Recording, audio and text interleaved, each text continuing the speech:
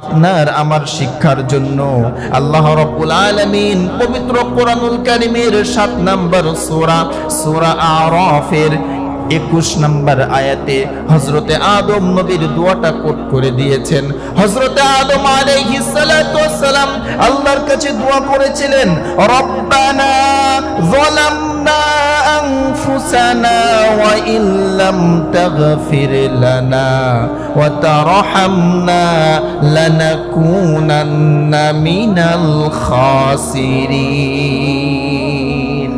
হে আমার রব, হে আমার মালিক, আমি তো নিজের পরে জুলুম করেছি, আমি তো ক্ষতিগ্রস্তদের অন্তর্ভুক্ত হয়ে গেছি মাওলা।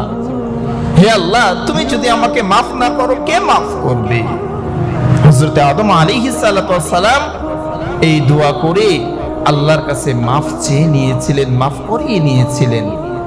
এমনি ভাবে হযরতে নূহ আলাইহিস সালাতু ওয়াস সালাম হযরতে নূহ নবীর ইস্তিগফার সূরা নূহের 22 নম্বর আয়াতে আল্লাহ বলছেন, রব্বিগফিরলি ওয়া লিওয়ালিদাইয়া ওয়া লিমান দাখালা বাইতিয়া মুমিনা ওয়া লিল মুমিনিনা ওয়াল মুমিনাত। হে আমার রব, আপনি আমাকে মাফ করেন, আমার পিতা মাতাকে মাফ করেন, এবং আমার ঘরে যারা ঈমান নিয়ে প্রবেশ করেছে আপনি তাদেরকেও মাফ করে দেন। এমনি ভাবে হযরতে নূহ আলাইহিস সালাতু ওয়াস সালাম আল্লাহর কাছে তওবা করেছেন। ওনার তওবাটাও আল্লাহ আমাদের সামনে আমাদের জন্য শিক্ষণীয় করে পবিত্র কোরআনুল কারীমে আল্লাহ আমাদের জন্য কোট করে দিয়েছেন। এরপরে হযরতে মূসা আলাইহিস সালাতু ওয়াস সালাম এই ইস্তিগফার আল্লাহর কাছে ক্ষমা চেয়েছিলেন যে ভাষা বলে।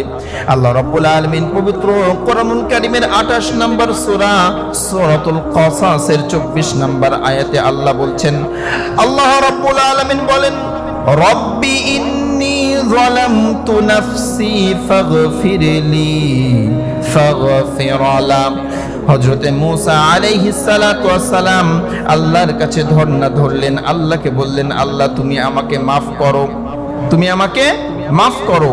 এমনি ভাবে প্রত্যেকটি নবী হযরতে সালেহ আলাইহিস সালাতু ওয়াস সালাম আল্লাহর কাছে তওবা করেছেন, হে দুনিয়ার মানুষ সকল, হে লোক সকল, তোমরা অধিক পরিমাণে তওবা করো, কেননা আমি নবী প্রত্যেক দিন 100 বারেরও অধিক আল্লাহর কাছে তওবা করি, ইস্তেগফার করি।